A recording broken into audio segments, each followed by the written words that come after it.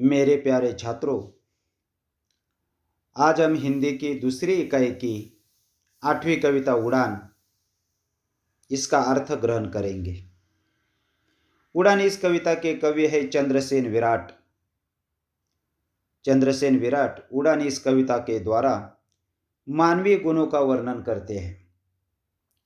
मानव में कौन से गुण होने चाहिए?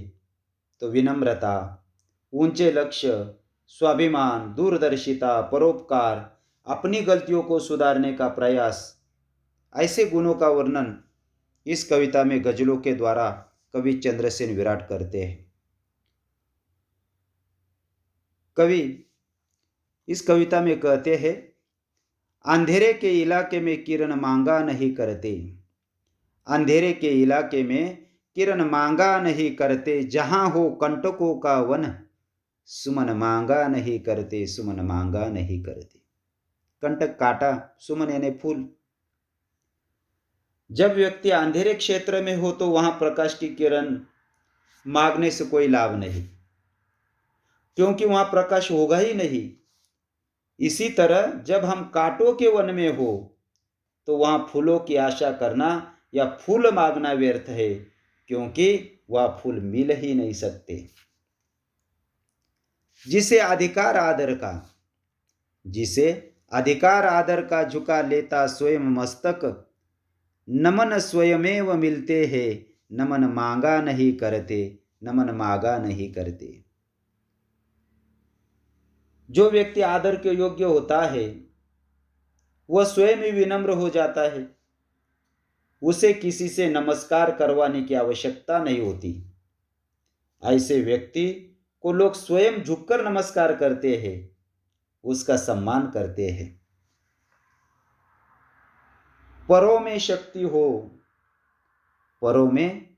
हो तो नाप लो उपलब्ध नभ सारा, उड़ानों के लिए पंछी गगन मांगा नहीं करते, गगन मांगा नहीं करते। कवि कह रहे पर यानी पंख, गगन यानी आकाश। पक्षियों की उपमा देते हुए कवि कहते कि जिसके पंखों में शक्ति हो, अर्थात कुछ करने की, कुछ पाने की लालसा हो, उसके लिए काम करने की कोई सीमा नहीं होती। पक्षी विस्तृत आकाश में स्वयं ऊंची उड़ान भरता है, वह किसी से पूछकर नहीं उड़ता। जिसे मन प्राण से चाहा, निमंत्रण के बिना उसके, सपन तो खुद ब खुद आते, नयन मांगा नहीं करते, नयन मांगा नहीं करते। जिसे हम बहुत अधिक चाहते हैं, बहुत प्यार करते हैं, हमें उसके सपनों को निमंत्रण देने की आवश्यकता नहीं होती। उसके सपने स्वयं हमारी आंखों में स्थान पा लेते हैं, उसकी याद हमारे दिल में रहती है।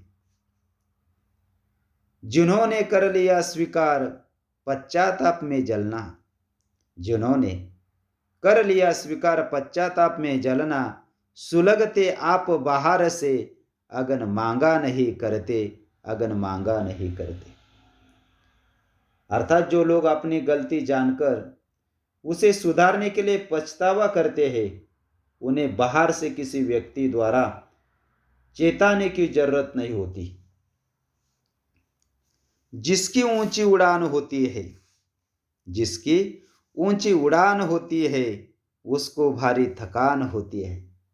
अर्थात जिस व्यक्ति की जितनी अधिक ऊंची उड़ान हो, जितना अधिक वह काम करे, उसे उतनी अधिक थकान होती है। बोलता कम जो देखता ज्यादा, आंख उसकी जुबान होती है।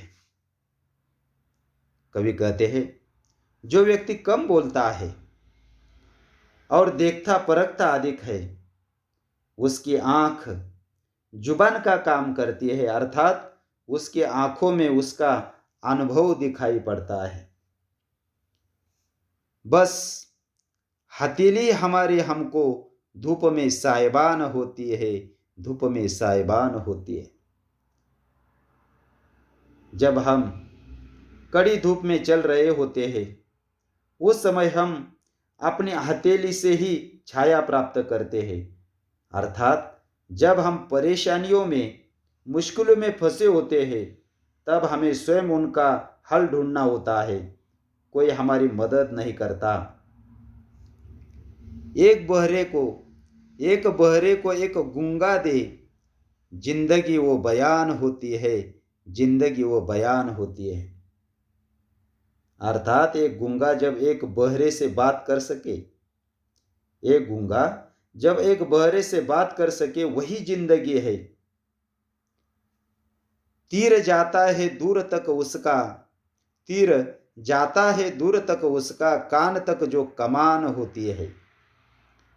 जो धनुर्धारी कान तक कमान को खींचता है, जो धनुर्धारी कान तक कमान को खींचता है, उसका तीर उतना ही दूर तक जाता है। अर्थात कवि को यह कहना है कि व्यक्ति अपना लक्ष्य जितना ऊंचा बनाता है, उसकी उपलब्धि भी उतनी अधिक होती है।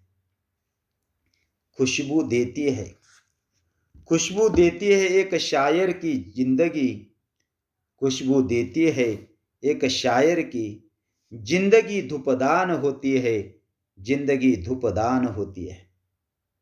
एक शायर की जिंदगी एक धूपदान के समान होती है।